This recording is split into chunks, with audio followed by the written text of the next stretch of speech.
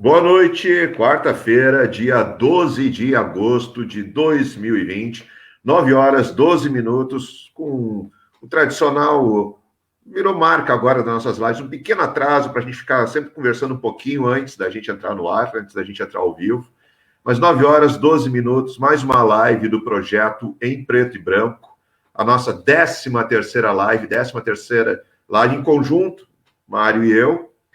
E hoje, voltando com o tema do projeto Voltar a Confiar, foi um tema muito bacana na semana passada, que a gente começou a abordar o assunto, e como é um assunto muito polêmico, muito extenso, tem muitos aspectos para a gente abordar, uma live só foi muito pouco.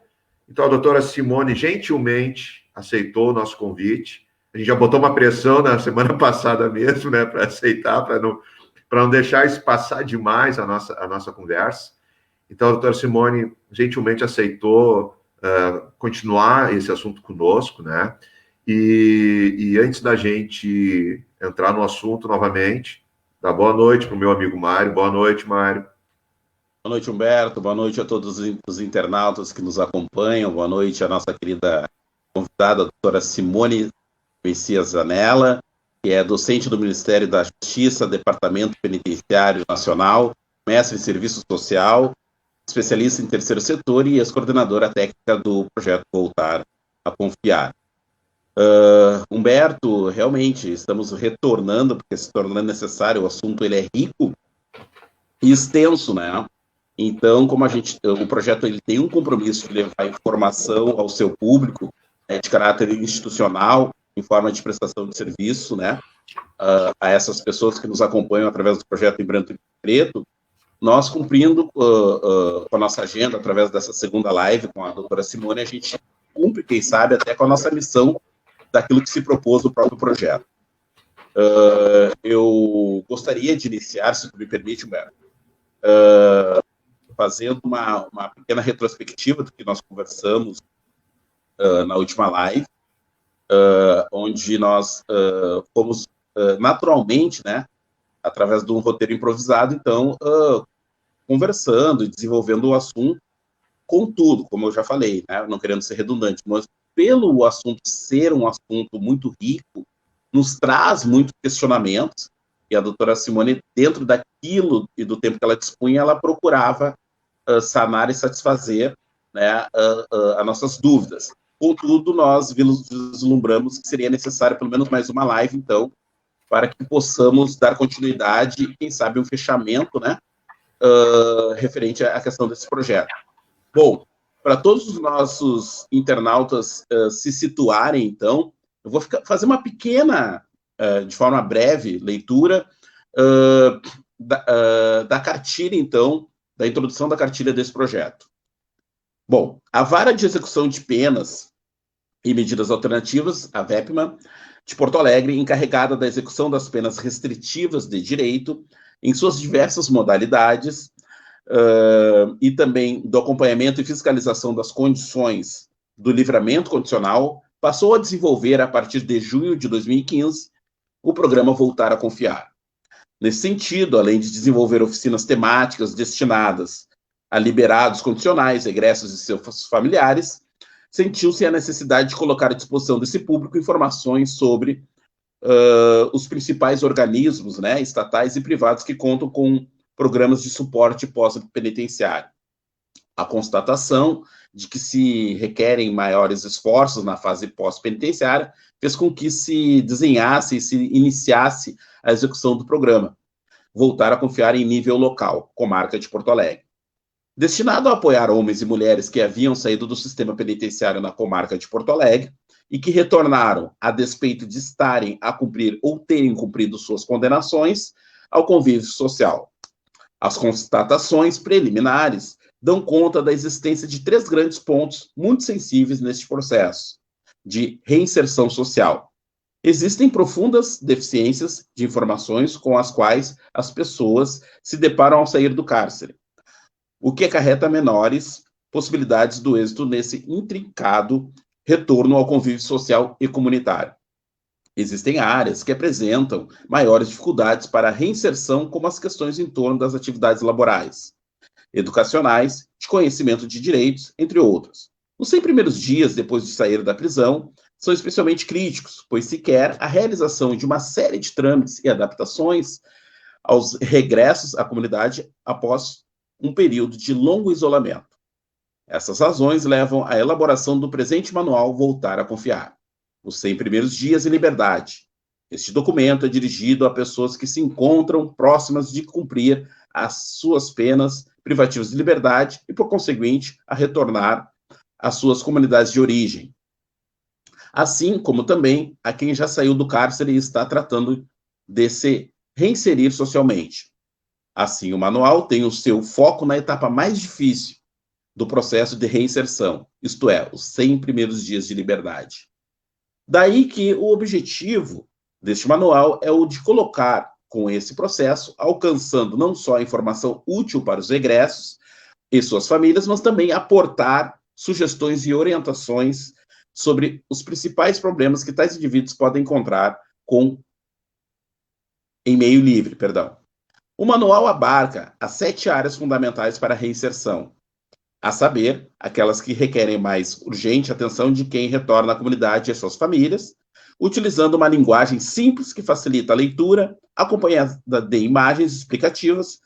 O manual apresenta os principais problemas em cada uma das áreas, indicando os trâmites que se devem realizar e os órgãos a serem contados. Cabe salientar que a informação contida neste manual reproduz dados de organismos estatais que possuem páginas na internet, de modo que são dados oficiais proporcionados por essas instituições. Finalmente, só nos resta desejar que este manual seja útil para todos e todas que neles necessitem, acertosamente, que assinam essa introdução, o Dr. Luciano André Lozecan, o juiz de direito da vara na época, né, de execuções de penas, né, e medidas alternativas, e a doutora Simone Fagundes Messias-Zanella, assistente social e coordenadora técnica do programa. Então, caros internautas, é sobre esse tema, então, que nós desenvolvemos na primeira live, e agora vamos dar continuidade através da fala da doutora Simone, referente ao fechamento, então, dessa pauta, e que nós... de que forma, doutora Simone, nós vamos dar segmentos para a gente fechar essa pauta, então, dando continuidade, é claro, né? O que a senhora entende que de repente faltou, né, para nós darmos segmentos e fechamentos a essa pauta a partir dessa segunda live. Fique à vontade. Boa noite, Humberto. Boa noite, Mário. Quero externar, assim, a importância desse espaço, né, a importância de nós podermos estar avançando tanto teórica quanto metodologicamente, e avançando esse debate com os internautas, né? Avançando com a população em geral, porque nós temos cada vez mais que divulgar e diluir essas informações com a população em geral, e não ficar somente nos gabinetes e nas universidades, e nas defesas de dissertações, de teses, de doutorados e de trabalhos de pós-doutorados. Por isso eu vejo esse espaço que vocês dois estão ofertando para essa temática de suma importância. Eu vou começar do final e regressarei para a infância, certo? Então, nós vamos vamos devagar um pouco. Aqui está a cartilha que foi elaborada por mim e pelo Dr. Luciano Lozecan, junto ao Tribunal de Justiça do Estado do Rio Grande do Sul, quando eu estava à frente como coordenadora técnica do programa Voltar a Confiar, e o doutor Luciano Lozecan como coordenador geral, por ser o magistrado responsável pela VEPMA. Essa cartilha foi um esforço para que nós conseguíssemos buscar de forma mais apropriada e similar a metodologia utilizada no Chile, pelo programa Voltar a Confiar chileno, que foi a base metodológica e teórica do nosso programa brasileiro. Porém, nós fizemos toda uma adaptação de informações, uma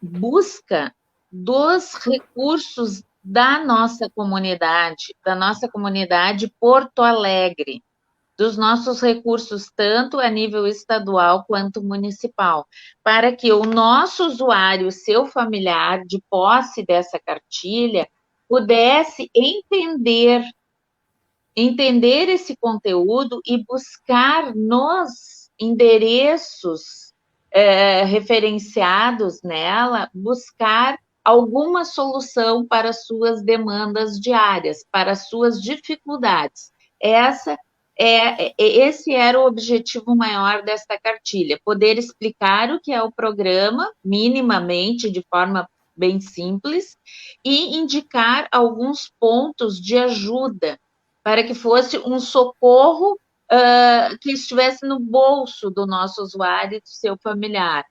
Preciso buscar uma negativa criminal, aonde eu vou? Preciso fazer a carteira de identidade. Qual é o endereço? Qual é o telefone? Aonde eu devo me dirigir? Certo? Então, o objetivo dessa cartilha é este. Temos também a dizer para vocês que esse programa, a ideia primeira, tanto minha, a ideia, o sonho, o objetivo, tanto meu quanto a época do magistrado, era que todas as comarcas do estado do Rio Grande do Sul tivessem o programa Voltar a Confiar. Então, que todos os fóruns no estado do Rio Grande do Sul tivessem esse programa. Por quê? Porque os apenados, eles não ficam somente em Porto Alegre. Nós temos liberados condicionais em todo o estado, não só em Porto Alegre.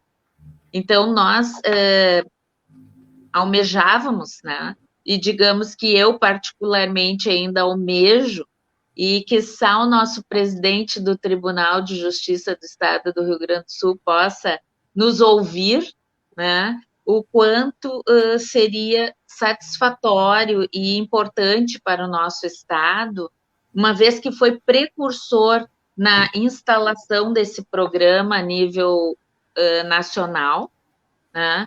Que nós pudéssemos avançar nas comarcas do interior, oferecendo também esse atendimento individualizado, personalizado, né? Com todo aquele estudo que eu comentei com vocês, com toda aquela anamnese que é feita tanto para o egresso quanto para os seus familiares. E daí aqui eu ressalto também o porquê da importância do familiar nesse regresso à sociedade. O familiar é a peça fundamental. É a peça fundamental para o efetivo retorno à sociedade e a redução de reincidência. Por quê? Porque se nós trabalhamos com esse familiar, que ele consiga perceber a importância dele nesse processo todo de regresso, de retorno à sociedade, se nós conseguirmos estabelecer um contrato terapêutico com esse familiar, que ele consiga perceber vários aspectos que levaram o seu ente ali a delinquir, certo? Não com aquela ideia que sempre nos questionam, e que é válido esse questionamento, não com a ideia de minimização da prática delitiva, não com essa ideia, não com a ideia de se justificar, né? De se estar justificando colocando panos quentes em cima do delito, não, mas com o entendimento crítico a respeito de todas as facetas que envolvem o ingresso da pessoa no mundo criminal. Quando os familiares se percebem nessa engrenagem, e se percebem até no sentido de, por vezes, inconscientemente incentivarem a permanência no mundo do crime.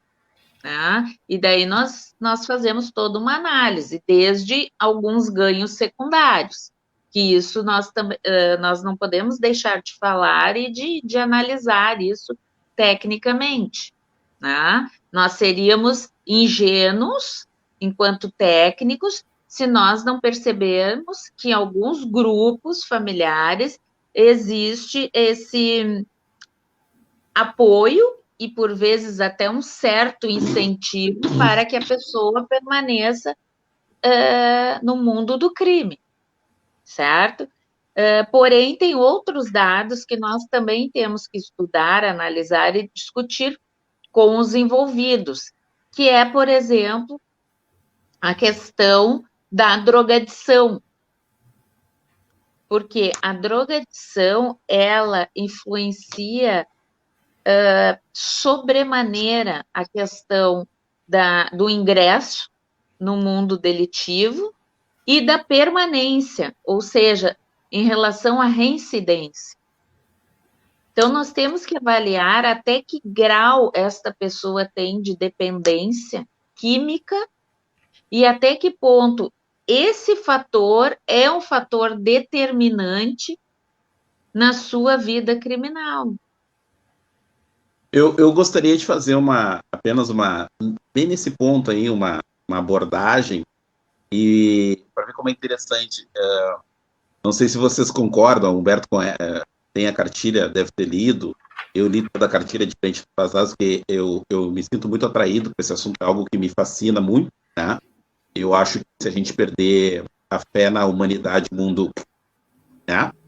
Então, eu penso que, eu lendo essa cartilha, doutora Simone, a impressão que me deu é que ela não serve só para ex-apenado, serve para qualquer cidadão, né? Porque ela orienta, ela é um manual de exercício da cidadania. E eu quero ler só o item 4, porque a doutora Simone falou um item muito importante, que é a questão da saúde, né? E a gente está vivendo um momento que o nosso maior patrimônio é a saúde. Não adianta você ter dinheiro, não adianta Galera, tem gente saindo do hospital particular e indo para o público, porque o hospital particular não tem estrutura para absorver toda a demanda, não é verdade? Mas eu vou ler aqui o item 4 dessa cartilha. Geralmente as pessoas só lembram da importância que a saúde possui quando ficam doentes, é verdade. No entanto, este é um tema que sempre deve ser objeto de atenção, de forma que a pessoa realize periodicamente seus exames médicos. Outra verdade. A saúde é um estado de bem-estar físico e mental. Por essa razão, é necessário estar atento não apenas para os sinais físicos que o corpo mostra quando ficamos doentes, mas também temos de nos preocupar com desconfortos psicológicos que possam sentir. Gente, eu li aqui 2 estrofes, 2 parágrafos curtos, mas informações que muitas vezes um cidadão comum, que de repente nunca cumpriu pena, nunca esteve próximo do sistema prisional, se apropria, né? E vou além ainda. O manual ainda sugestiona algumas ideias e compartilha. Consultar um psiquiatra ou um psicólogo não indica que uma pessoa está louca, mas que está solicitando ajuda para poder se sentir melhor. Isso não tem nada de mal. De fato, é recomendável que todos consultemos esses tipos de especialistas algumas vezes na vida. O consumo de álcool e drogas também são problemas que prejudicam a saúde física e mental do consumidor e afetam o bem-estar geral do seu grupo familiar. Se você ou alguma das pessoas que o cercam consome álcool, crack, cocaína, maconha ou qualquer outro tipo de drogas, Solicite ajuda a tempo. Este é um problema que tem solução. Não deixe que isso escape de suas mãos. Não deixe que as drogas ou o álcool dominem a sua vida. Busque ajuda e apoie-se em pessoas que o querem bem. Você sabia que muitas das doenças mais frequentes que sofrem os brasileiros possuem tratamento gratuito no Sistema Único de Saúde? O SUS. Sim, hoje em dia o SUS assegura tratamento gratuito a uma série de doenças, incluindo diversos tipos de câncer, diabetes, HIV, hipertensão arterial, hemofilia, esquizofrenia e depressão. Doutora, eu fiz essa breve leitura aqui para dar um alerta às pessoas que estão assistindo a nossa live. Eu lhe pergunto, o sistema prisional, no momento em que o indivíduo está cumprindo lá a sua pena, ele consegue ofertar o mínimo desse tipo de estrutura, ou geralmente tem que se buscar fora? E quando o ex-apenado busca fora posteriormente, digamos, até uma patologia que ele adquiriu no próprio cumprimento da pena, como é que ele é recebido no sistema, né? Como é que isso é feito? Como é que ele consegue dar prosseguimento normal ao seu tratamento de saúde? E outra, última pergunta. A senhora falou um ponto muito importante. Muitas vezes a gente sabe, a gente não pode botar a sujeira para baixo do tapete, nem fazer vistas grossas. Muitas vezes a venda de droga é o único sustento da família.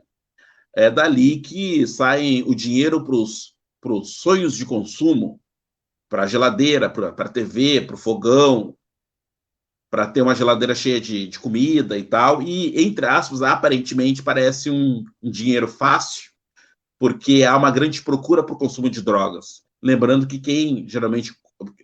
droga é caro, e é algo que quem adquire, ou digamos que dá para se dizer que majoritariamente de quem adquire essas drogas são pessoas de um bom poder aquisitivo, né, que provavelmente não moram ali no mesmo local onde se compra. Queria que a senhora falasse um pouquinho sobre isso.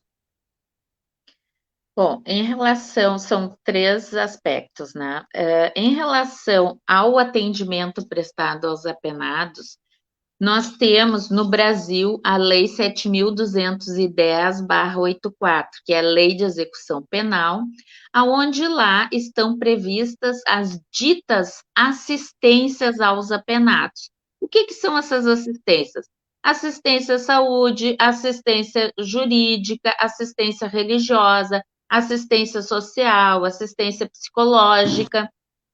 E essas assistências, elas são realizadas dentro do sistema penitenciário. O nosso grande nó é exatamente quando o sujeito sai do sistema prisional.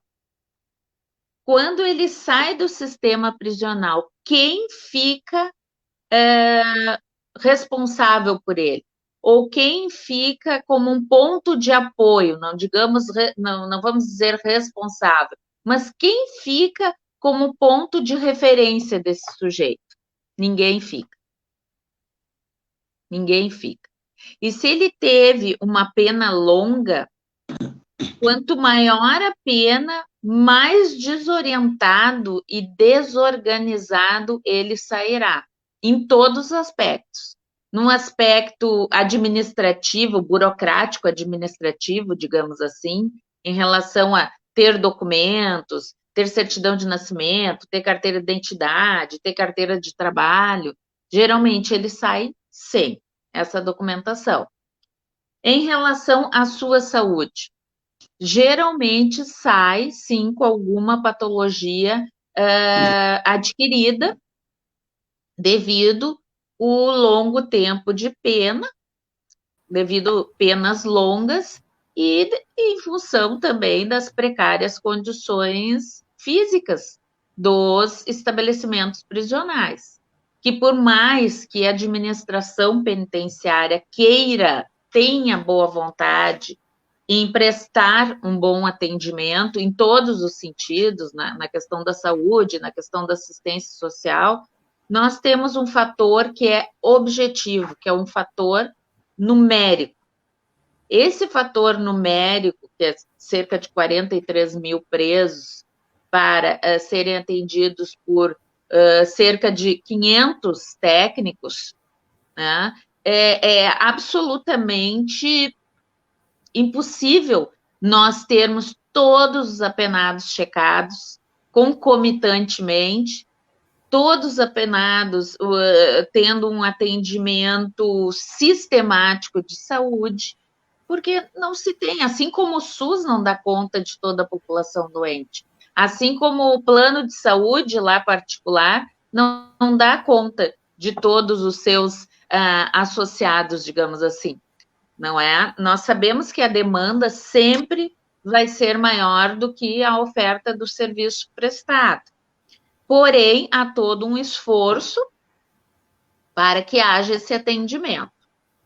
Em relação à saída, quando o egresso sai do sistema prisional, ele não tem um atendimento de pronto junto às políticas públicas. Por quê? Com todo o sistema de elegibilidade, de seletividade que a burocracia institucional brasileira ela impõe, esse sistema de seletividade, ele distancia o usuário do acesso aos seus direitos. E quando eu falo usuário, assim como tu disseste que essa cartilha é para qualquer cidadão, e realmente, porque o apenado, ele é um cidadão. Então, nós não podemos diferenciar, assim como me foi questionado na live anterior, mas isso não é feito para o cidadão lá da vila, não é feito para a vítima, mas isto tudo também deveria ser feito para a vítima, né? A vítima deveria participar de grupos que poderiam usar a metodologia da justiça restaurativa ou não, deveriam ter acompanhamento psicológico, deveriam ter o acompanhamento do serviço social também, junto às famílias. Né? Não querendo lhe interromper, mas na verdade tudo que está aqui, qualquer cidadão tem acesso. Os bens públicos que foram colocados aqui nessa cartilha elaborados, vocês fizeram com uma democracia tremenda. Muito bem explicado, muito bem... Então, desculpa, né, aos nossos internautas que de repente afirmam esse entendimento, mas desculpa, é um equívoco, porque qualquer um de vocês, de repente até por cultura, vocês não têm por costume exercer a sua cidadania de uma maneira plena, de buscar esses recursos que estão disponíveis, mas estão ali, né? Desculpa, doutora, pode continuar, perdão.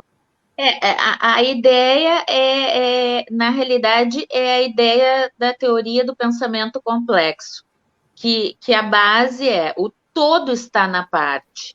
Então, o todo está dentro de mim.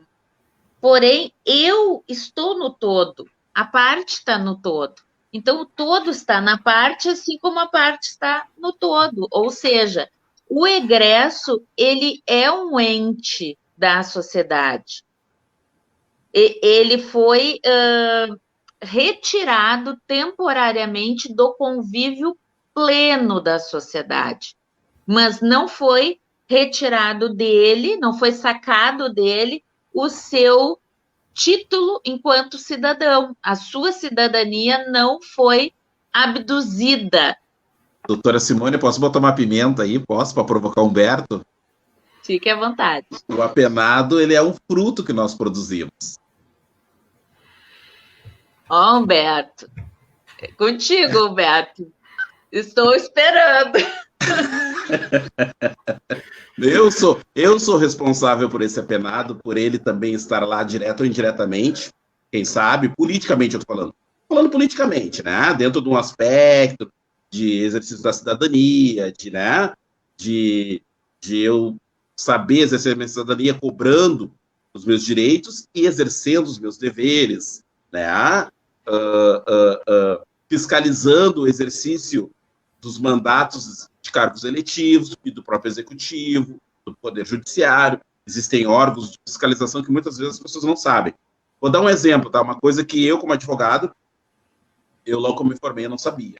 Mas depois, por conviver no meio jurídico, você cria, constrói relações, querendo ou não querendo, você constrói relações com as pessoas, e eu descobri, eu não sabia.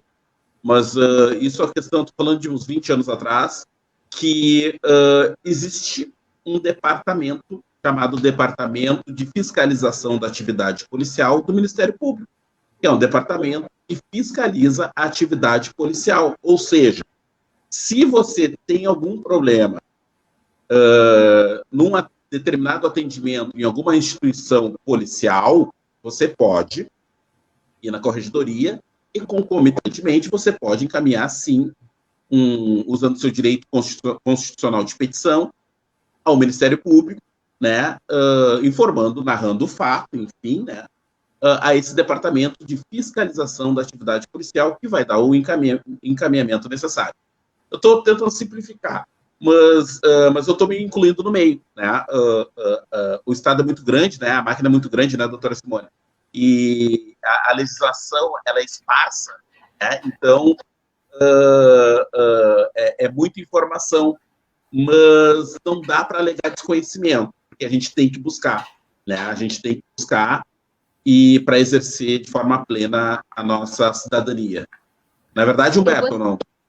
Eu gostaria de fazer um atravessamento aqui, Humberto, assim, porque eu peguei 2 autores que eu trabalhei, inclusive, na minha dissertação, que é o Berger e Luckmann, tá?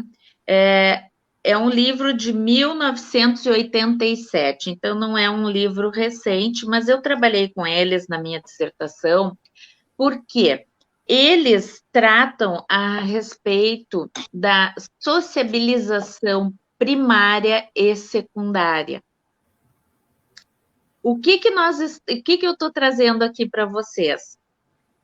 Como a violência ela é um fenômeno complexo e multifacetado.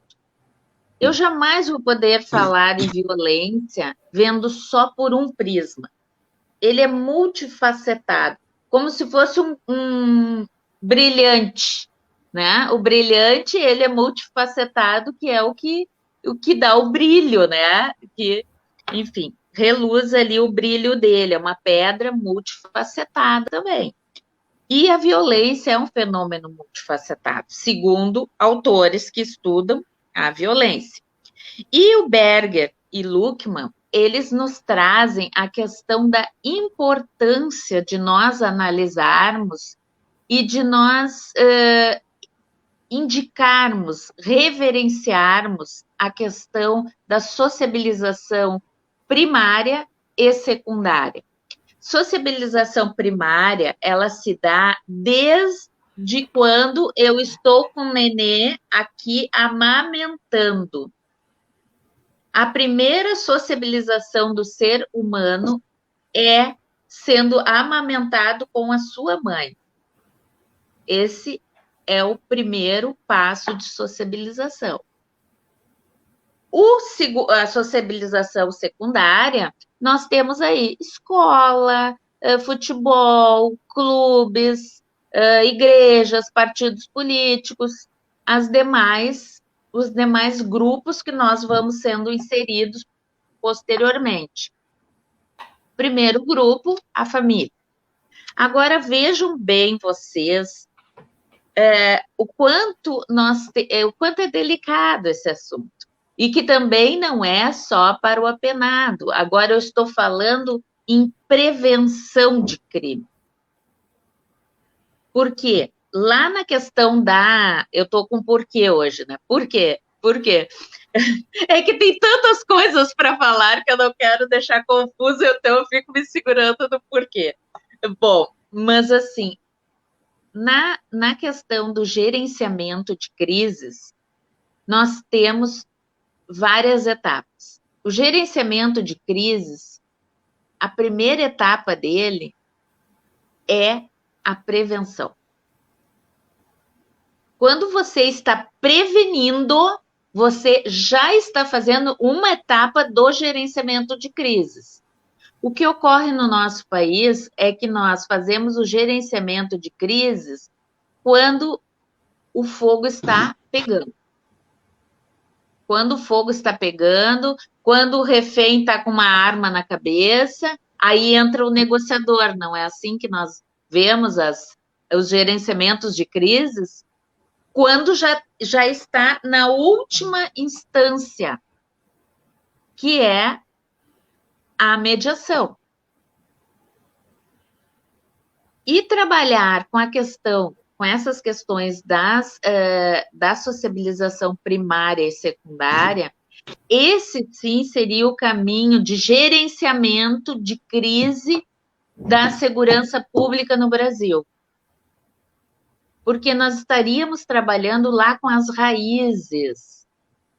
E enquanto diretora do Departamento de Tratamento Penal da Superintendência dos Serviços Penitenciários, como a parte está no todo, como o todo está na parte, eu trouxe com muita força uma ação tímida que a superintendência tinha com a Secretaria Estadual da Saúde em relação ao programa PIM, Primeira Infância Melhor.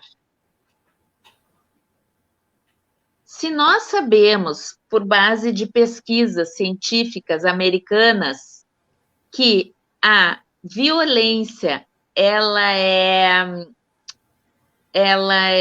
geneticamente reproduzida em 3 gerações, um pai ou uma mãe violenta vai ter um filho, um neto e um bisneto violento. Poderá ter. Poderá, não vai ter. Não vamos falar em determinismos, mas poderá vir a ter. Por reprodução, inclusive, herança genética. Se nós cortarmos esse ciclo de violência, lá com a gestante que está dentro do Madre Pelletier, pensem vocês nos resultados que nós podemos ter. Isto eu estou falando de ciência, isto eu estou falando de neurociência, isto eu estou falando de terapia comportamental, isto eu estou falando de reprogramação mental. E isso é tudo científico. Não é nada... não é nada místico, não é nada, é científico, são bases científicas. Só um pouquinho, a senhora não está fazendo uma homenagem a César Lombroso, né? Não, ao contrário. Não, porque na verdade eu entendo que, não sei se a senhora vai concordar, quando a senhora falou sobre a questão da socialização primária, claro, correto, e a socialização secundária e tal. Mas também tem a questão da educação, né? A educação primária, que se dá lá no seio da família, a educação secundária, que se dá no meio escolar, me parece que são ferramentas, instrumentos à disposição justamente para intervir nessas questões, e eu acho que, exemplo, né? É fato, né? Não necessariamente, mas sei lá, vou pegar o nome aí de um criminoso, sei lá, Fernandinho Beiramar. Não necessariamente o filho dele vai ser criminoso, ou o neto, ou o primo, ou a mãe, não sei, né? Assim como nós temos, sei lá, vou pegar, a gente tem deputado, senador, juízes, desembargadores, promotores, né? Nós tivemos casos de promotores aqui mesmo do estado do Rio Grande do Sul que cometeram crimes, complicado, delegados de polícia respondendo essas criminais, complicados, a imprensa divulgando, né? Advogados, né? Então, me parece que tem muito a ver com a questão da educação, com a questão do seio primário, porque a gente brinca, né? A gente usa muito ditado popular, assim, quando nos meios sociais, né? Que quem teve berço, quem não tem. Quando a gente fala quem teve berço, não é questão financeira, não, isso não tem nada a ver com questão financeira. tem questão de tu ter tido alguém que tenha te passado valores importantes, né? Virtuosos no sentido de você poder exercer uma honestidade, né? Um caráter de conduta ilibada. E isso se dá através de uma educação responsável. Educação essa que até meu irmão mais novo é psicólogo. E na formatura dele, ele disse para mim bem assim, no meu ouvido, né? A gente foi tirar foto, ele falou no meu ouvido bem assim, tu vê, né? A nossa avó, com a 4ª série, né?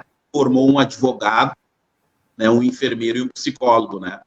E aí eu falei, é verdade. Ele falou, pois é, a educação que ela nos deu é artigo de luxo. E é verdade. Por quê? Porque não sei se eu não gosto de usar certo ou errado, mas a educação, vou pegar, não estou querendo ser piegas, mas a educação que eu recebi, ela me trouxe onde eu estou. Né? É ela que diz, não é o meu diploma nem minha carteira da OAB, mas é a educação que eu recebi lá atrás, na educação primária, que me diz, né, se eu devo cometer algo errado ou não. Né?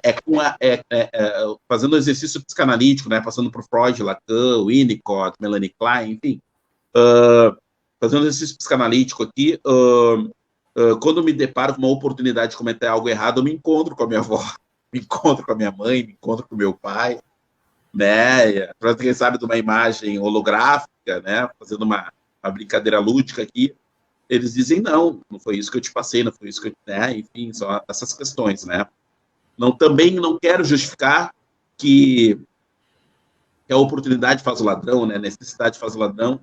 Eu não quero entrar no coitadismo e também não quero nem no vitimismo e quero passar a mão por cima do cara que rouba e tal.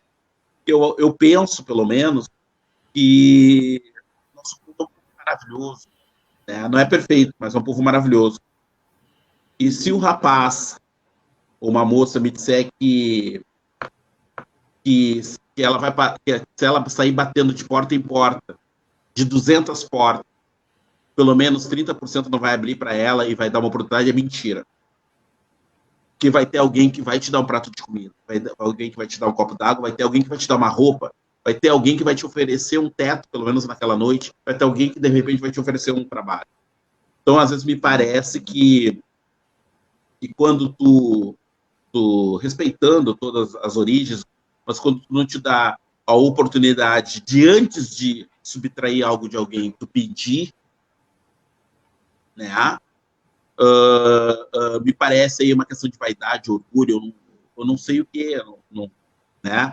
Mas me parece mais fácil e mais tranquilo pedir, né? Pedir do que roubar, né? Porque nada justifica. E por mais que diga, não, mas um pai de família, como é que é? A gente usa jargões, né? As portas dos armários batendo, vazio, a geladeira vazia e tal.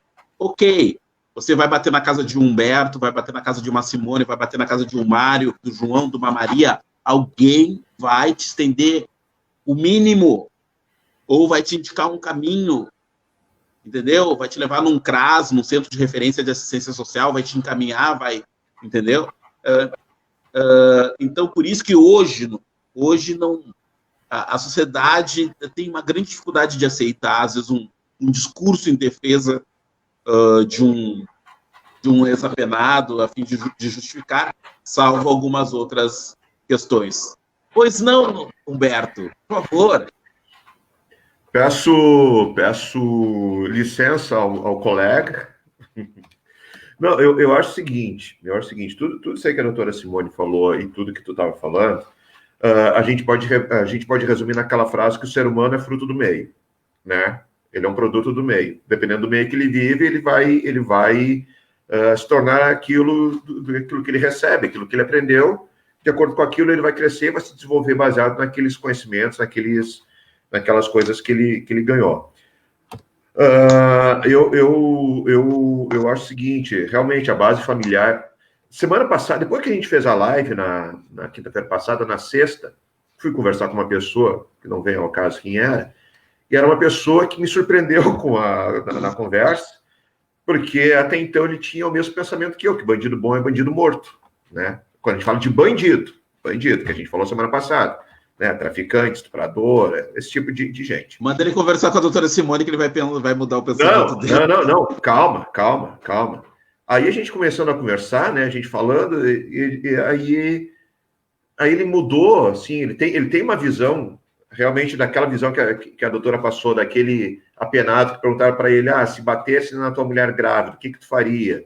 Né? Eu matava, cortava os braços, cortava as pernas, sabe? Ele disse assim, apesar de eu entender, hoje ele entender que um bandido, às vezes o cara é bandido, por questões, principalmente psicológicas, né? Que às vezes é uma doença mental que faz o cara que transformou o cara num psicopata, num sociopata, num estuprador, num pedófilo, num doente desses, né? Ele disse, mas se isso acontecer comigo ou com alguém na minha família, eu pego e mato esse cara. Eu não quero saber se o cara era doente ou não. Fez mal para minha família, eu vou fazer isso com ele. Eu acredito. Eu gostava muito de assistir uma série que passa na net, não sei se ainda passa, porque eu nunca mais assisti na net, que era o Índice da Maldade, o nome do programa. Não sei se vocês já assistiram, mas o cara era um psicólogo, não sei se americano, inglês, um país lá da Europa, que ele estudava casos de bandidos, né? Então ele fazia uma volta no tempo para entender por que o cara era daquele jeito. Então muitos, para não dizer 100%, 99,9%, teve um problema na infância. Foram pessoas que sofreram abuso por parte dos pais, principalmente por parte do pai, né? Foram molestados, foram violentados pelo pai, pelo padrasto, com o consentimento das mães. Eram pessoas que tinham histórico de violência na família, um pai que era alcoólatra, que chegava, batia em todo mundo. Ele cansou de apanhar, aí ele começou a descontar, matando pequenos animais, aí foi crescendo para um número maior de animais, depois para animais maiores, e depois para ser humano, né? Então, é compreensível que muitas dessas pessoas que praticam algum tipo de crime, realmente, eu não duvido que sejam pessoas que tenham problemas mentais, porque ninguém, em sã consciência, pegaria uma pessoa, mataria, escortejaria, botaria numa mala e largava no mato, botaria num carro, jogar no rio. Ninguém, em sã consciência, naturalmente, faria isso. Então, acho que isso aí realmente é uma pessoa doente. Uma pessoa para molestar uma criança... Mas deixa eu fazer uma pergunta. Mas se bater só um pouquinho, deixa eu fazer uma pergunta. Só um pouquinho, mas se matassem a tua mulher grávida, tu não faria isso? Não mataria, esquartejaria? Mas aí tu não é doente. Então, uma pessoa em sã consciência. Não, mas aí... Não, eu não sei se eu esquartejaria, né? Mas que eu partiria para uma vingança, com certeza eu partiria, né? Agora... Não esquartejaria. Não esquartejaria, porque vocês dois estão falando que cada um dá o que tem. Veja bem, Mário, o que tu falaste, cada um dá o que tem. Tu enxergas a tua avó, por quê? Porque a tua avó te deu esses princípios. Tá? E Humberto não esquartejaria, porque ele não tem isto dentro dele. Não, ele foi presidente do CLJ, ele não faria. No máximo é cortar um pescoço, arrancar um dedo, no máximo isso, não esquartejaria. Era só pequenos cortes. Não, mas voltando a falar sério. Cara, que o teu instinto, o teu ainda mais para quem tem sangue italiano nas veias, explode e vai, né? Tem reação, mas jamais chegaria a esse ponto. O que eu acho é o seguinte, tem muita gente que realmente vai para a criminalidade em função do meio onde cresceu, né? Teve uma família ausente, e a família sendo ausente, ele foi buscar na rua o que não tinha dentro de casa, aí buscou, até tinha uma frase que dizia, cuide do seu filho antes que um traficante faça isso, né? Então, eu tenho consciência que muitos vão para a criminalidade por negligência dos pais, né? Muitos não conhecem nem o pai, não sabem nem quem é o pai, depois a mãe nasceu, abandonou para a rua, e as pessoas vêm... Só um pouquinho. As pessoas vêm na criminalidade, elas partem para a criminalidade para conseguir aquilo que elas querem, porque como não tiveram estudo, não tiveram acesso a uma educação, não tiveram acesso ao mínimo de muitas coisas que constam aqui, eles veem na criminalidade o único meio de sobrevivência deles. Assim como também tem muita gente que vai para a criminalidade porque é um vagabundo sem vergonha. Filho de político que toca fogo em índio é bandido perigosíssimo. Ele teve uma base familiar, ele teve boas escolas, né? Depois tocou fogo índio, passou no concurso público para trabalhar lá na capital federal, entendeu? Tem muito filho de empresário, muito filho de delegado e filho de dono de emissora, de jornal, de rádio e televisão de Santa Catarina, que estupraram uma menina adolescente, uma festa. São pessoas que tiveram berço, né? Esse era berço, literalmente berço de ouro, porque nasceram numa família rica, tiveram acesso à educação, tiveram acesso a uma família. Talvez o erro da família foi ter dado coisas demais para eles e negligenciaram no não. Deram muito sim, aí cresceram achando que poderiam fazer tudo, porque meu pai é poderoso, porque meu pai é delegado de polícia, porque eu sou de uma família rica, que meu pai é empresário. Tu sabe com quem que tu está falando? Sabe? Esse daí, aí, esses bandidos talvez sejam mais perigosos do que esses que vieram da favela, que vieram de umas comunidades mais carentes, que não tiveram acesso à educação e foram negligenciados pelos pais. Então, eu acredito que tem muito bandido. É oriundo dessa falta de berço, dessa falta de cuidado que o Estado teve com eles, de não ter oferecido educação, de não ter oferecido o mínimo necessário para ele ter crescido, se desenvolvido com uma mentalidade saudável. E acredito que tenho muitos, como eu dei o exemplo da semana passada, do rapaz que a gente conhecia, irmão de uma amiga nossa, que foi para a criminalidade, no primeiro assalto tomou um tiro nas costas e morreu. Ele não precisava ter feito aquilo. Era uma família de classe média alta, tinha uma vida confortável, mas resolveu experimentar coisas novas para viver, para ter uma adrenalina nova na vida. A Simone do Balão Mágico, a eterna Simone do Balão Mágico, o primeiro marido dela foi preso. Acho que era X9, era X alguma coisa, o nome do cara, rapper, músico lá, não sei o que, foi preso porque roubou uns tênis. Aí ela disse, porque ele via todo mundo andando com aquele tênis, ele queria ter o tênis também, daí ele decidiu roubar. Eu disse, porra, então por que tu não trabalhou, cara? Vai trabalhar, vai numa obra, bater numa obra. A obra está sempre precisando de pedreiro, servente de pedreiro. Vai bater numa obra, vai trabalhar ali. Mas é mais fácil tu chegar, tu roubar e conseguir as coisas do jeito que tu quer. Então eu acho o seguinte, sendo repetitivo, o ser humano, sem base, ele vai para a criminalidade. O Estado peca em não oferecer as condições mínimas para o ser humano sobreviver, para o ser humano crescer, e às vezes o Estado oferece e a família peca em não levar ele para esse mesmo, porque às vezes são famílias pobres, o pai prefere que o filho já vá cedo com ele para trabalhar, para vender coisa em sinalheira, para pedir dinheiro na sinalheira. Uma coisa que eu acho errado é tu tá sempre dando, as pessoas virem e tu sempre dá as coisas para tu dá o peixe e tu não ensinar as pessoas a pescar, entendeu? Uma vez fizeram uma matéria com um cara numa rodoviária de São Paulo, isso tem uns 15 anos essa reportagem, 15 anos mais ou menos, o cara na rodoviária de São Paulo, a profissão dele era pedir dinheiro para quem ia na rodoviária, o cara pedia dinheiro, e era um cara assim, na faixa dos 20 e poucos anos, não tinha 30 anos, pedindo dinheiro na rodoviária, ele já tinha construído a casa dele, entendeu? Ele construiu uma casa, estava juntando dinheiro para comprar um carro, entendeu? Por mais simples que seja a casa, não é barato tu construir uma casa, material de construção, é coisa cara, é uma coisa, tu adquirir um terreno, por mais barato que seja, uma ocupação, uma coisa, tu vai ter que desembolsar um dinheiro, tu vai ter que ter esse dinheiro. Então, o cara, querendo ou não, o cara ganhava dinheiro pedindo, aí perguntaram para ele, tu quer trabalhar em outras coisas? Disse, não, porque eu não me vejo ganhando em outros locais o que eu ganho aqui, entendeu? Sim. Então, eu acho muito perigoso isso aí de dizer que tu tem que, o cara vai bater na tua porta, tu vai dar as coisas para ele. Cara, eu dou uma vez. O cara batia na porta da mãe, o cara vendendo rapadurinha. Uma vez a mãe comprou. O cara, toda semana, ele batia lá na porta da mãe para vender de novo. E aí, quando não comprava, ele saía xingando. Entendeu? Então eu acho assim, tem algumas coisas que a gente tem que ter um certo cuidado de falar, porque daí a gente pode acabar vitimizando demais, né? Situações que não seriam de vitimização, né? Mas é o que o Roberto, só uma pergunta, doutora Simone.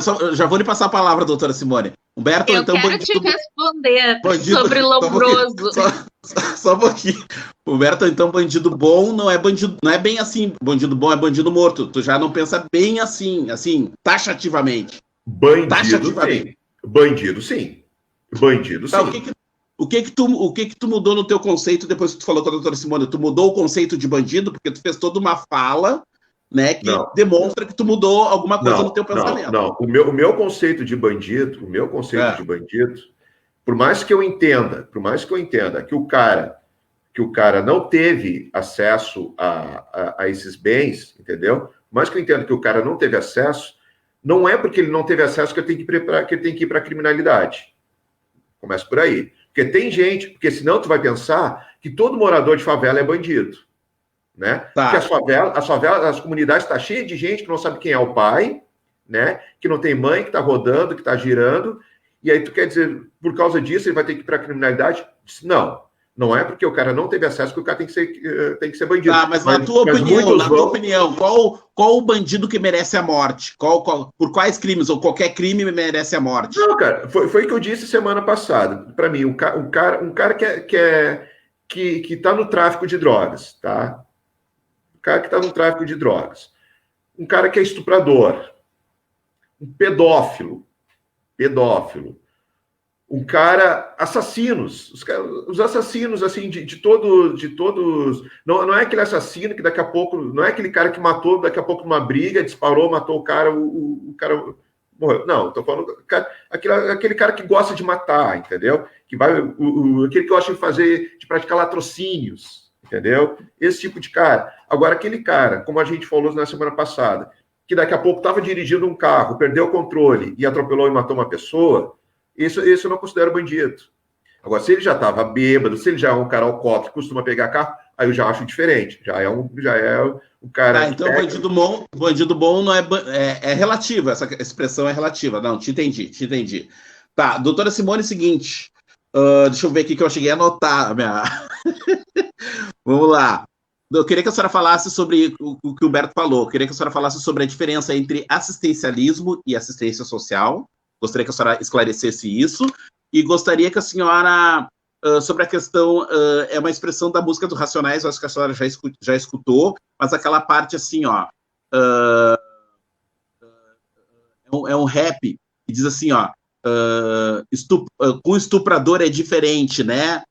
Na cadeia, né? Tem uma parte da música que diz que com estuprador é diferente, né? É que o Humberto ele não é desse universo, né? Humberto, isso que tu fala, menciona, já existe, tá?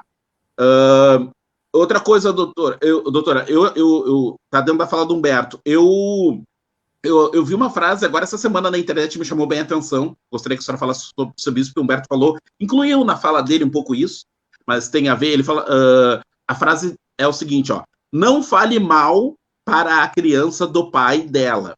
Não foi ela que escolheu. Achei bem interessante essa frase. E seria isso. Certo.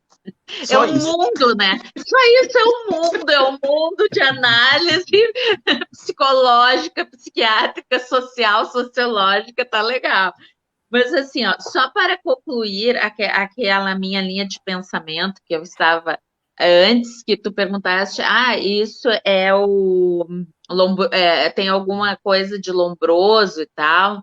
Não, muito antes, pelo contrário, tá? Nesse programa Primeira Infância Melhor, se atende por meio da saúde as crianças de 0 a 6 anos. Porque se tem alguma dificuldade aqui neurológica, ela não vai ter a primeira exclusão social do ser humano, que já é a exclusão da escola. E essa análise neurológica, biológica, clínica, os pais não são habilitados, capacitados para fazer.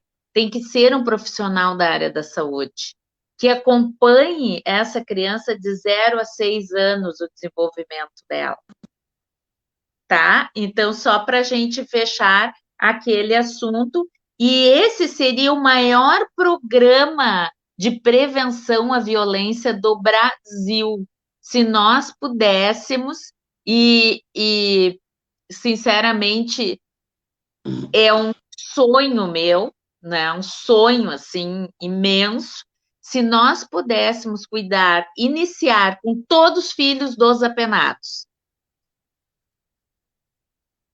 Porque estão em maior vulnerabilidade social. Eles podem ser pobres que nem o pobre da vila, só que ainda estão mais vulneráveis que o outro pobre que não tem um familiar apenado. Concorda comigo? Uhum.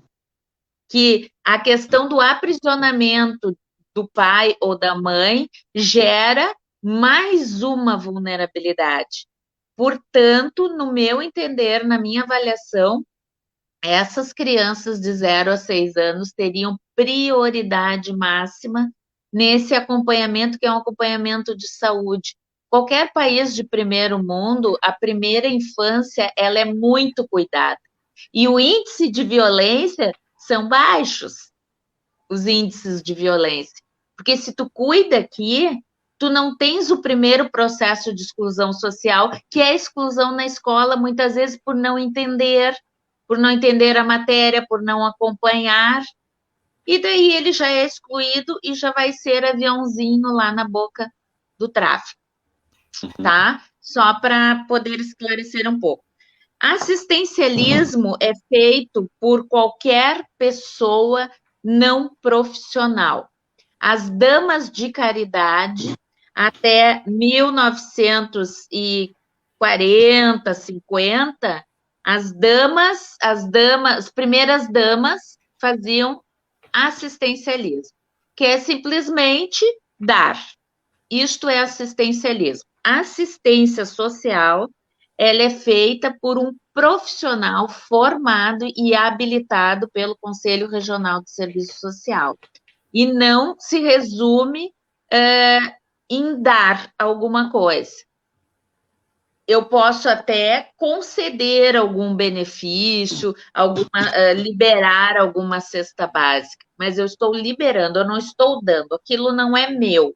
Eu faço uma avaliação técnica por meio de um estudo social, que é um instrumento técnico, científico, e chego a uma conclusão que aquele determinado usuário, aquela determinada pessoa, necessita realmente, comprovadamente, de um recurso, e isso é liberado. Então, assistência social profissional. Assistencialismo, qualquer político pode fazer, qualquer paróquia pode fazer, qualquer primeira-dama pode fazer. Em relação com o estuprador, é diferente. Ele, quando entra no sistema prisional, imediatamente ele tem que ser separado, porque existe a lei do cárcere, e a lei do cárcere, ela é dura, impiedosa com os estupradores. Eles são abusados se ficam com a massa. E cabe ao gestor público, a quem administra as penas privativas de liberdade, proteger esta pessoa, esse estuprador, porque ele está sob a tutela do Estado. E ninguém pode fazer justiça com as próprias mãos.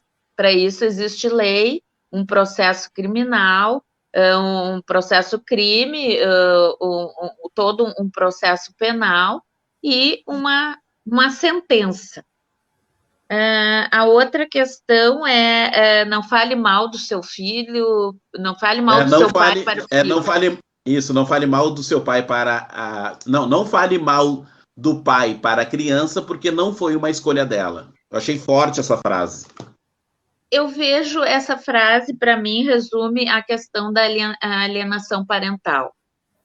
O quanto nós prejudicamos os nossos filhos, muitas vezes por conflitos que não foram. Aí entra a questão da justiça restaurativa e da mediação familiar, porque o processo familiar, ele não extingue a litigância entre os pares. O processo, uma sentença, a sentença, ela não ameniza os ânimos, ela não termina com o conflito.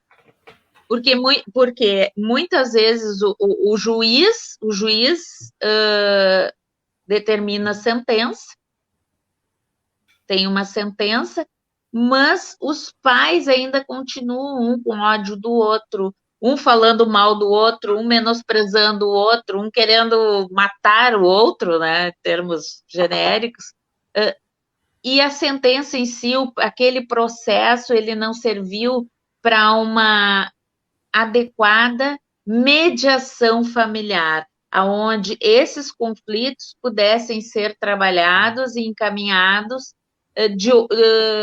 de forma a que a relação fosse pacificada.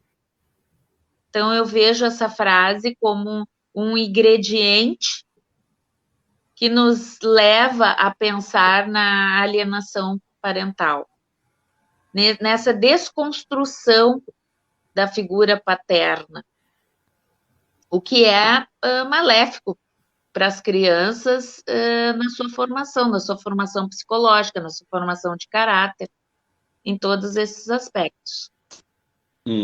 Só fazendo um parênteses aí que a doutora Simone falou do estuprador. Não sei se eu cheguei a referir se eu referi isso na live da semana passada, mas no começo ali dos anos 2001, eu trabalhava em Eldorado do Sul, num jornal em Eldorado do Sul, e um cara que fazia a entrega do jornal, ele era um ex-presidiário. Aí eu pegava o ônibus no centro de Porto Alegre, para Eldorado do Sul, a gente se encontrava na parada, aí ele começou a me contar a história dele na parada do ônibus. Ele, na época, quando ele foi preso, ele morava, acho que no Morro do Osso, aqui em Porto Alegre, e ele se envolveu numa briga, porque um morador lá disse que ele era X9, que era ele que estava entregando o pessoal para a polícia, aí, mas ele não tinha nada a ver com o negócio, não tinha envolvimento nenhum. Aí ele foi brigar com o cara, eles brigaram, o cara foi dar uma facada nele, ele se defendeu com o braço, tomou uma facada no braço, tirou a faca do braço e esfaqueou o cara na barriga diversas vezes. O cara foi para o hospital, não morreu ali, foi para o hospital, teve alta, voltou em casa, morreu em casa porque não cuidou dos pontos ali, infeccionou, o cara morreu disso, ele foi preso por isso. Aí ele foi preso, foi levado para Charqueadas, né? Foi levado para Charqueadas. E ainda brinquei com ele, então tu foi para o Paraíso, né? Melhor ir para Charqueadas do que ir para o Central, né? Ele disse, não, cara, eu preferia ir para o Central porque ela estava cheia de vizinho meu, eu conhecia um monte de gente no Central. Aí ele contando assim da situação, de como é que é a cela superlotada, né? Aí ele explicando, cara, lá tu tem que ficar de cabeça baixa, tu não pode olhar para a cara de ninguém, porque se tu olhar, eles não vão nem perguntar nada para ti, já vão vir, vão te espancar, vão bater sem motivo nenhum. E negócio de dormir, revezamento de colchão, de espaço, coisa e tal. Aí ele contou que um dia entrou um estuprador na sala.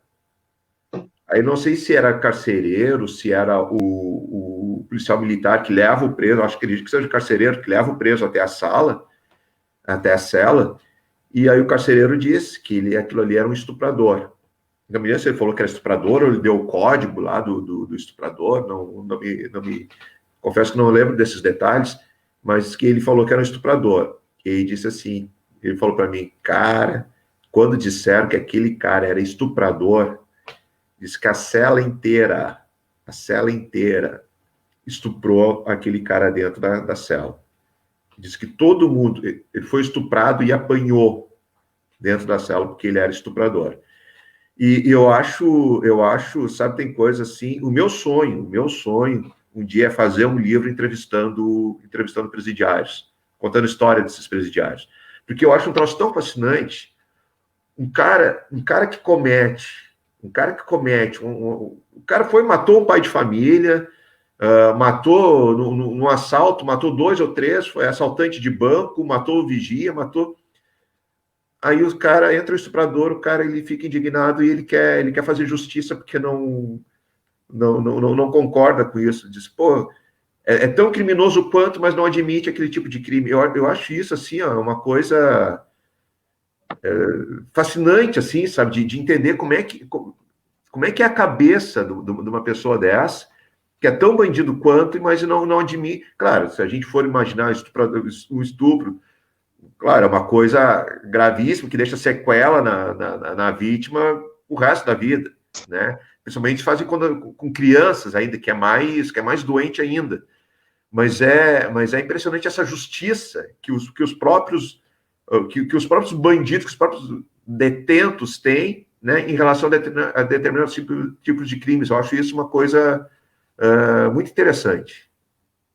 E o nosso papel enquanto Estado, aí eu me coloco nessa posição de Estado, o nosso papel é não deixar que essas coisas aconteçam. E é o papel do agente penitenciário também, pode ser agente penitenciário, pode ser policial militar, isso não pode ocorrer, de entregar ali na cela o preso, que seria o lugar da triagem, o lugar onde todos ficam, e colocar o preso ali e referir o seu artigo. Isto é proibido, isto é uma violência grave, isto pode dar corregedoria e deve dar corregedoria, porque não é uma postura, não é uma postura ética e chega a ser uma postura criminosa, porque ele está subjetivamente incentivando que esta pessoa sofra toda essa violência. E como eu disse, existe uma queixa-crime, existe uma investigação policial e existe uma sentença. Não somos nós que vamos sentenciar várias vezes e punir várias vezes essa pessoa. Ela tem uma pena. Mas isso é uma coisa relativamente comum nos presídios, não é? Porque, pelo que a gente ouve, de chegar e anunciar qual é o tipo de crime do cara, que já me falaram uma vez, o cara que isso aí também eu acho assim uma coisa incrível. Cara que mata, bandido que mata policial, ele é penalizado numa cela, sabe? Estuprador, cara que matou policial. Não me lembro se feminicida também apanha, né? Porque hoje tem essa palavra, né? Virou feminicídio. Humberto, 1h12. Já estamos chegando ao final da nossa live e para não deixar a minha amiga numa saia justa e maus lençóis, deixa eu sair em defesa dela, assim, ó. Deixa eu falar, eu vou, como é que se diz? A minha avó, minha falecida avó, dizia que o risco, para bom entendedor, quer dizer Francisco.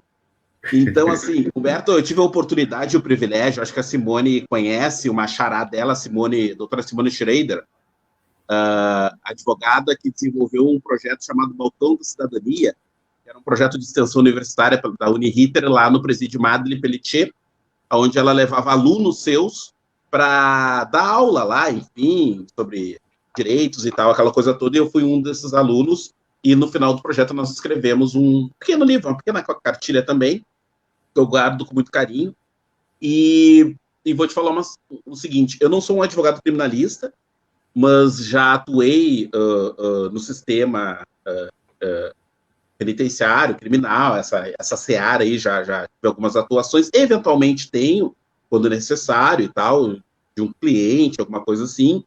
E vou te falar uma coisa. Assim, ó, eu vi coisas e tomei conhecimento de coisas que já passaram e tal, enfim, mas que eu não posso falar por uma questão ética e tal. Enfim, eu posso fazer ilações aqui, dar algumas pinceladas e tal. E agora tu imagina o que a Simone vai levar para o túmulo dela. Espero que demore bastante para tu ir do túmulo, né? Mas coisas que ela não pode falar de forma alguma, coisas que tu nem imagina, coisas até que o diabo fica envergonhado, né? Então, assim, quando tu quiseres escrever esse livro, convida a Simone para almoçar, bate um papo com ela, troca uma ideia com ela. Mas é que não, realmente tem coisas que ela não pode, são coisas muito Eu sei, é normal, tu como jornalista, né, e tal, aquela coisa toda, mas tem coisas que teremos que combinar de dizer que o Chico Bento, a Mônica, o Cebolinha, uma vez parece que aconteceu e que, né, mas são questões muito delicadas, questões ainda que quem sabe são até atuais, né, Simone? E então, e que não podem ser mencionadas por uma questão ética, né, enfim, e tal. Mas podemos trabalhar uma pauta aí, né, qualquer dia aí, para deixar na expectativa de alguma coisa, assim, uma coisa lá do século passado, que a Simone ficou sabendo, né, ou que alguma cegonha, algum passarinho verde falou para ela, ou ela viu em algum filme, né, e ela queira divulgar, conversar, dividir aqui com a gente. Mas, me contaram, né? Que me contaram, né? Que contaram, é uma história de família. Que uma amiga minha me contou. Não, porque é uma questão extremamente delicada, delicada em todos os sentidos, né? Então, tem que ser respeitado aí essa questão. Eu digo o seguinte, não, eu entendo a delicadeza disso, porque eu já fiz reportagem policial, sabe? Eu já fiz reportagem policial, eu já tive a oportunidade de entrevistar estuprador, né? Já conversei com o estuprador, cara que abusou de uma enteada, na época tinha uns 7, 8 anos. Já, como eu brinquei semana passada, já entrevistei todo tipo de bandido, de estuprador a político, sabe? Então, tem uma leva bem grande aí. Inclusive os políticos estão presos hoje, inclusive estão até presos hoje, os políticos aí. Mas o que é, Humberto? Deixa eu insistir numa coisa contigo. Não, mas só deixa eu terminar. E uma coisa que eu sempre defendi, até foi uma pauta, isso eu aprendi, isso foi uma coisa que eu adotei na época que eu fazia, e que mais tarde outros começaram a fazer porque virou moda. E na época tinha resistência contra isso, mas eu adotei. Porque o que aconteceu? Eu fiz uma reportagem, quando eu ainda era estagiário do jornal, eu fiz uma reportagem que eu tinha acesso às delegacias de Gravataí tranquilo, assim, sabe? O pessoal me recebia, eu via todas as ocorrências policiais, e tinha uma denúncia de estupro de uma menina, denunciou que um cara tinha estuprado ela. E o cara foi preso, né? Teria sido lá no Parque dos Anjos, lá na região lá do Parque dos Anjos de Gravataí, que o cara teria estuprado ela, quando ela desceu do ônibus, ele estuprou ela. E aí o cara foi preso, pegaram, o cara não tinha nada de ocorrência policial, o cara era trabalhador, mas o cara foi preso, foi pro presídio, isso a gente tá falando 25 anos atrás. E aí, tempos depois, o cara foi solto porque o cara não tinha estuprado a menina. A menina inventou o estupro porque ela era apaixonada pelo cara, o cara era um homem casado, ele tinha seus 20 e poucos anos, ela tinha acho que uns 15, 16 na época, o cara não queria nada com ela, ela inventou um estupro, o cara foi preso. O cara foi preso, ele não ficou na delegacia, mandaram para o presídio, entendeu? E a gente botou o nome do cara no jornal, porque na época podiam botava. E aí depois disso eu falei para os caras, tchê, eu não vou mais botar o nome de ninguém, porque até que tu prove que o cara realmente é culpado, todo mundo é suspeito. O cara veio, todo mundo viu, tem câmera que filmou o cara matando o outro. Ele é suspeito de ter matado, né? Porque enquanto a justiça ainda não condenou o cara, ele é suspeito de ter matado o fulano, suspeito de ter praticado tal crime. Então, a partir dali, eu comecei a botar as iniciais do nome da pessoa. Eu botava as iniciais. O Mário Dutra Santos Júnior lá, o MDSJ, 43 anos, entendeu? Eu comecei a usar assim, para evitar até complicações, até processos para mim, porque teve um colega meu de jornal, que um amigo dele de infância entrou para uma quadrilha de assalto a carro, que roubava carro no Vale dos Sinos. Aí ele foi preso, já não foi a primeira vez, um jornal dos Vale dos Sinos, um diário ali do Vale dos Sinos, botou o nome do cara, fulano, preso, bandido de coisa, o cara ficou uns dias preso, saiu, botou o jornal na justiça e ganhou uma causa, porque o jornal chamou de bandido, sabe? Então, eu quero te informar assim, que a partir de 1990, a partir da década de 90, nós tivemos a construção de uma matriz curricular nacional. aonde essas questões de direitos humanos, de cidadania, de ética, essas questões foram muito batidas junto à segurança pública brasileira, em todas as instâncias, civil, militar, agentes penitenciários, Polícia Federal, etc. E, a partir desta década, com a apuração das corregedorias, aquela prática que tu citaste, de jogar o preso, colocar ali na triagem e dizer, olha, esse aqui é Duque. Esta prática, ela foi paulatinamente deixada de lado, em função de que isso dá um processo administrativo sério para o servidor que faz. Agora, nós temos outra questão que tu trouxeste, quando há essa divulgação prévia, prematura, onde o sujeito ainda não foi condenado, mas ele é um possível autor, que há essa divulgação na mídia. Aí não tem como segurar. Não tem como segurar. Porque daí a mídia, ao invés de ajudar, acaba prejudicando também essa pessoa. Aí não somos nós que conseguimos segurar. Porque o rosto da pessoa está estampado em todos os lugares, aquilo está, né, já diluído em toda a sociedade, é bem complicado. E recentemente mesmo, questão de um mês atrás, é que hoje virou moda esses programas policiais aí, que todo mundo, né, os programas do Datena da vida, do Bassi lá da Record, e esse Bassi, que eu acho um ser humano totalmente execrável, o tipo de jornalismo que eles fazem, metem tanto pau na Globo, mas a Record é tão ruim quanto a Globo e ninguém fala nada. Mas, enfim, né, fazendo só um parênteses aí do ponto de vista de um profissional da área. O Bassi, eles botaram a foto de um cara que teria cometido um estupro, um assassinato. Botaram a foto do cara, não. Botaram uma foto onde eu não me lembro se chegaram a mascarar o rosto do cara, como é que foi, que identificaram a região onde o cara morava e pela roupa, pela coisa, conheciam o cara. Aí, o que a população fez? A população foi na casa do cara, tirou para fora da casa e matou o cara. Depois, uns dias depois, foi se ver que o cara era inocente, o cara não tinha nada a ver com a história. Entendeu? Então, a Record não foi a primeira vez que ela fez isso, divulgou uma imagem, e ela falou que a imagem tinha sido divulgada pela polícia. E a polícia, depois disso, não, em momento nenhum, a gente disse que esse cara era suspeito, em momento nenhum o nome dele aparecia, o que a gente falou é que pessoas teriam reconhecido, teriam falado, mas em nenhum momento a gente tinha chegado a trabalhar, até porque o cara não tinha ficha criminal, o cara não tinha passagem nenhuma. E aí a TV mostrou a foto do cara, não sei se foi questão de horas, depois 5, 6 horas depois, a população foi, achou o cara e matou o cara, sabe? Então é isso aí que eu... Triste. É isso aí que eu digo. É isso aí que eu digo, que que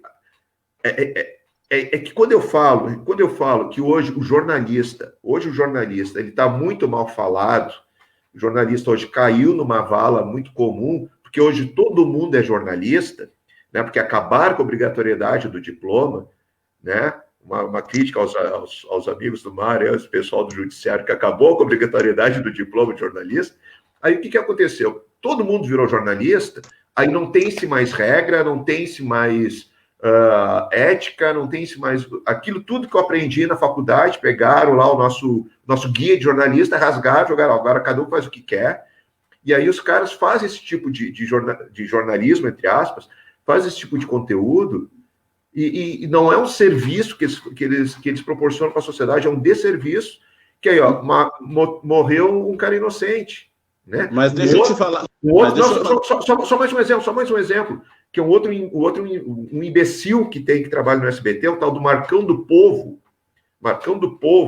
que eles pegaram um flagrante de um cara pendurado num poste de energia, que o cara ele estava em surto psicótico, dizendo que a mulher tinha traído ele, tinha não sei o quê. O cara chamou o programa matinal de jornalismo da SBT, chamou o cara de corno elétrico. Ó, o corno elétrico. O que aconteceu? Ele voltou para a rua, todo mundo começou a chamar o cara de corno elétrico. O cara se matou no mesmo dia. E aí? Bom, Humberto, assim, ó, por que mataram esse cara? Porque é com aquela base daquela retórica e daquela voz de comando e de ordem, né? Porque bandido bom é bandido morto, né? Então, com base nisso que fizeram esse tipo de coisa. Eu queria dizer que o Jean-Paul Sartre, né, que é um grande filósofo francês, ele dizia que o homem não tinha essência, né? Então, eu penso o seguinte, né, que quando a Simone entra num ambiente penitenciário, ela tem que se despir da Simone que iria, de repente, almoçar conosco num final de semana, ou jantar conosco em algum lugar para rir, brincar, fazer um happy hour, porque ela tem que ser uma outra Simone, né? Porque o ambiente lá dentro é um outro ambiente. A gente estava brincando, antes de entrar no ar aqui, só para os internautas perceberem, né? Que a gente estava fazendo uma brincadeira aqui, que eu não sei que a gente estava brincando, eu falei, eu vou ser preso, daí os amigos aqui, a Simone não é capaz, a gente fazia todo o esforço para que isso não ocorra e tal. Agora imagina o seguinte, imagina a gente tá num ambiente, Humberto, que nós combinamos, eu e a Simone, de fazer um happy hour, porque a gente quer discutir uma pauta, para discutir numa live, acabou a pandemia, vamos fazer uma coisa diferente, e aí a gente está lá num ambiente, de repente, sei lá, ela levanta para ir no banheiro e algum engraçadinho faz algo de repente muito desagradável e tal, e necessariamente nós, no intuito de proteção e defesa e tal, naturalmente a gente vai agir, né, em defesa dela e tal, né, enfim, né. Agora imagina o seguinte, tá? Imagina ela trabalhando lá naquele sistema, né, frequentando todo dia aquilo, criando vínculos lá, questão profissional e tal, tem toda uma questão de postura, e de repente, assim como eu ou tu pudesse cair lá dentro, e de repente ela procurasse, dentro da capacidade dela profissional, né, nos proporcionar um tratamento igualitário a que todos iriam ter lá, mas de uma forma adequada ao sistema, ocorresse ao contrário, de repente, né? Fosse preso lá um cara que tivesse, de repente, feito uma maldade, de repente, para a filha dela. O que tu acha que iria acontecer? Imagina, entrou o estuprador da filha da nossa assistente social aqui no sistema prisional. O que tu acha que vai acontecer? O que tu acha? Por mais que a Simone diga, não, pelo amor de Deus, que isso? Vamos transferir, pelo amor de Deus, né? O sistema, ela tem que se abster. É como a Simone falou, o cárcere, a lei do cárcere é dura. É dura, não tem papo. Não tem papo. O papo é reto, é duro, entendeu? Então, assim, por isso a necessidade de um trabalho de base, como ela desenvolveu aqui, né, como coordenadora técnica disso, justamente para desconstruir não só nessa cultura, né, dessa lei dura do cárcere, mas também dos próprios agentes do sistema, né? Ela estava mesmo falando ali que não é mais autorizado, né, falar o artigo de quem é preso, né? Ficar falando do artigo. E se eu não me engano, também tem agora uma legislação nova que não autoriza a polícia a ceder imagem de quem é preso, né? Até para evitar essas questões. Simone, por favor. Imagem tu pode até mostrar, tu pode mostrar o rosto. O rosto. O rosto abuso de autoridade, a lei, né? É a questão de abuso de autoridade, que não pode mostrar o rosto. Mas em relação a que se a pessoa, de alguma forma, tem algum tipo de envolvimento ou foi vítima de um determinado criminoso, de um determinado apenado, enfim, ela, como técnica, tem que se dar como impedida. Eticamente, esse é o procedimento. Mas não tem como impedir que a informação chegue a eles. A informação vai chegar a eles. Vai chegar em todo o estado. E aí, Humberto, todo o estado vai saber. Chega, e aí, daí, Humberto... Gente, o que acontece em um presídio, e eu acho que para nós irmos encerrando, né? O que acontecia em 1992, sem telefone celular e sem internet nos presídios, que acontecia aqui no presídio em Porto Alegre, no outro dia, Uruguaiana, Itaqui, São Borja, todo mundo sabe. Todo mundo sabia. E assim continua sendo. A informação dentro do sistema, ela é incrível. Ela roda muito. A informação roda. Por isso, assim, Mário, que eu digo, assim, ó, nós temos que ter muita firmeza, primeiro, conosco. Muita firmeza ética conosco. Nós temos que entender o nosso papel ali, que não é de julgar, não é de condenar, não é de maltratar, não é de arrancar pedaço, não é de torturar, que é simplesmente de cumprir a lei. Nós temos que cumprir uma sentença tentando oferecer o melhor atendimento possível, porque esse é o nosso dever. Qualquer coisa que eu faça além disto, eu estarei cometendo crimes, certo? E também ter um limite para a nossa humanidade. Um exemplo, assim, breve, vou contar para vocês. Quando eu estava grávida do meu filho, que hoje tem 22 anos, eu fiquei uns 8 meses trabalhando no Presídio Central como perita criminal. Perita criminal, eu fazia laudos para progressão de regime. Eu me coloquei como impedida de fazer laudos de pedófilos, porque eu, obviamente, ia me identificar com as vítimas, porque eu estava com uma criança dentro do meu corpo. Não tinha como eu ler um processo criminal de pedofilia sem eu pensar diretamente no meu filho e na minha filhinha pequena que estava em casa. Então, eu peguei os meus processos, fui na minha chefe e disse, olha, tu me desculpa, mas eu não tenho condições de ler esses processos. Eu não tenho condições de ler uma agressão anal, uma violência anal com um pau de vassoura, com perfuração estomacal, intestinal de uma criança de 1 ano.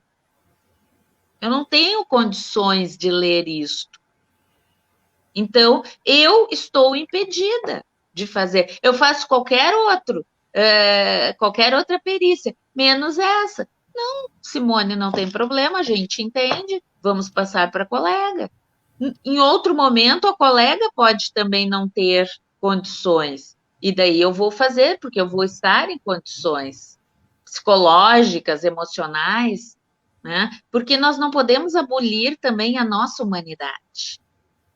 Nós somos humanas, nós somos humanos, e nós temos que dar um espaço também para essa humanidade.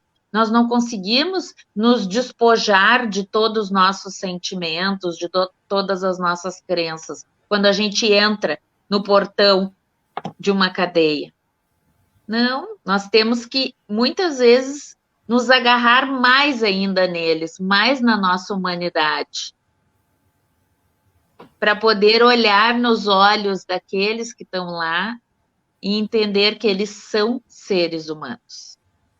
E por mais brutalizados que tenham estado em algum momento, tentar buscar aquela faísquinha de humanidade deles e de conexão com a nossa humanidade, para poder dar o segundo passo. É isso que eu queria deixar para vocês, meus amados, queridos, internautas e colegas. Assim, com muita humanidade, viu, Humberto? Com muita humanidade. Vamos acabando mais uma live, né, do Projeto em Preto e Branco Jornal. Pessoal, vamos voltar a confiar. Vamos voltar a confiar e continue confiando na gente, no nosso projeto. Nós precisamos de 1.000 inscritos lá no nosso canal no YouTube para que nós possamos, a partir daquela plataforma, começar a fazer as nossas lives ao vivo lá naquela plataforma. O Humberto vai dar agora lá o endereço do YouTube, vai dar o CPF dele, o número da conta, se alguém quiser também doar em euro, em dólar, em libras esterlinas. Hein, Humberto?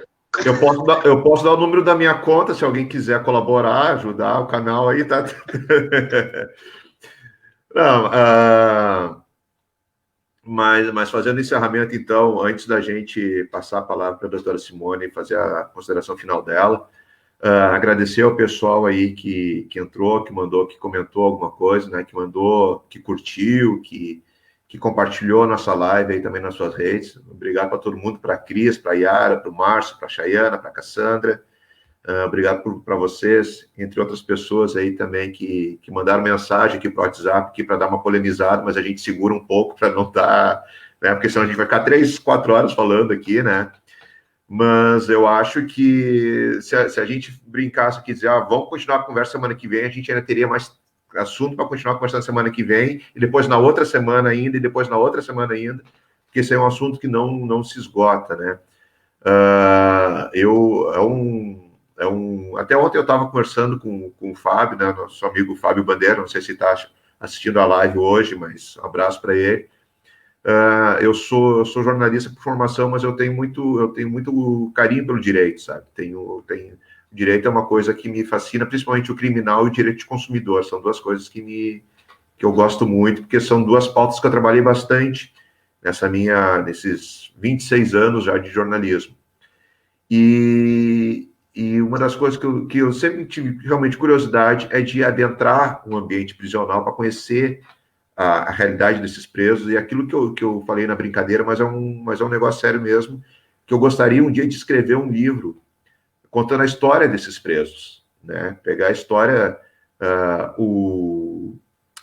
agora me esqueci, se não me engano, foi Charles Kiefer, que escreveu Quem Faz Gemer a Terra, que é um livro baseado naquele colono do MST que matou um policial aqui no centro de Porto Alegre, na Praça da Matriz. Então, ele contou toda a história do cara, romanceou, vamos dizer assim, né? Romanceou não existe, romantizou a história, contando a história do cara, da infância, difícil, coisa e tal, até chegar ao crime.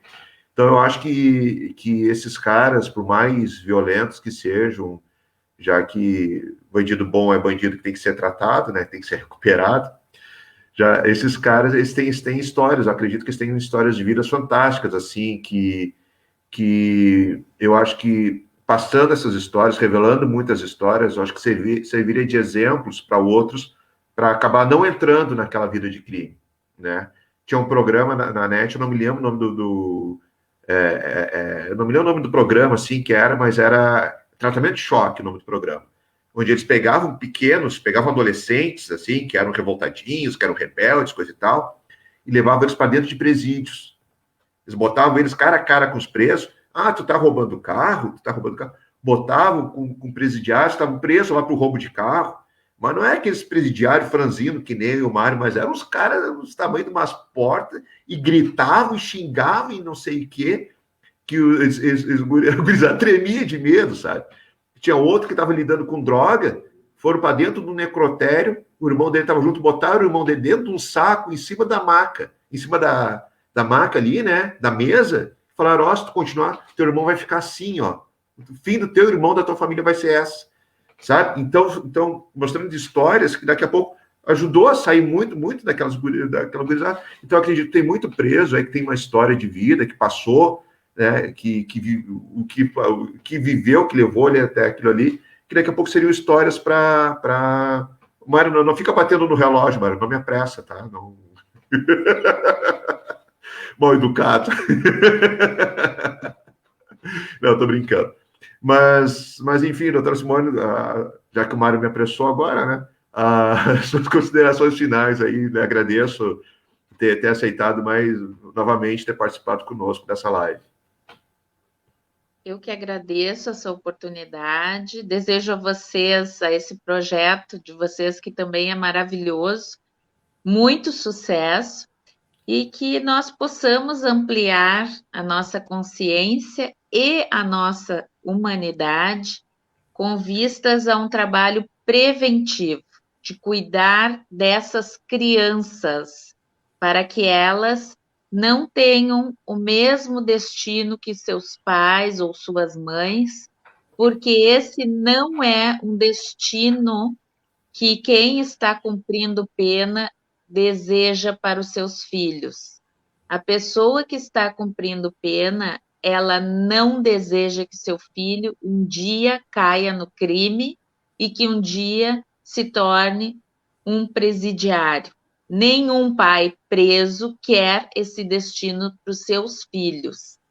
E os apenados, com certeza, quando nós implantarmos nacionalmente esse projeto, que foi, inclusive, muito elogiado pela ministra Damares, se nós conseguíssemos implantar esse projeto Primeira Infância Melhor para todos os filhos de presos, com certeza nós estaríamos tendo um divisor de águas para o futuro do nosso país em relação à redução da criminalidade.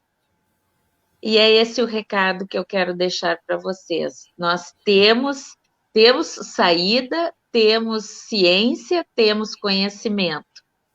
Basta termos apoio político e comprometimento das nossas autoridades. E muito obrigada, que Deus abençoe vocês, o programa de vocês, sucesso e grande amor por ter compartilhado com vocês essas ideias, opiniões, às vezes por vezes diversas, mas ter podido expor aquilo que eu penso e que eu acredito.